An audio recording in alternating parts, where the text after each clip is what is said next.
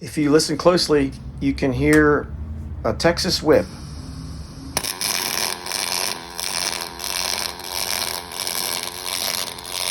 It's basically a step weave. And like with all things Cobot related, it's easy to program. We just pressed a button that said step weave, and I set 1.3 hertz. And these welds, just again, like everything we've been doing with this Cobot, they come out perfect. In the corner here, we changed to a circle weave. Again, just press the button for circle. And here is that weld, stack of dimes, Cobot style. Notice the tie-in at the toes.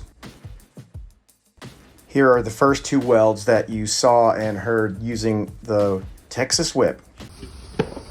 Continuing along with this weld program, the Cobot will put another circle weave vertical down in this corner and then two more identical step weaves.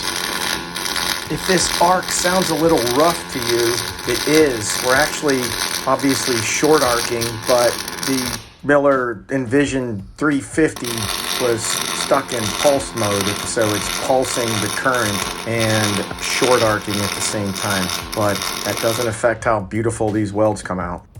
Here is the second vertical down weld with a circle weave. Moving into the upper portion of this branch bumper, the material thicknesses are greater and the weld sizes are larger, and we took out the weave and the whip and just went straight stringer beads.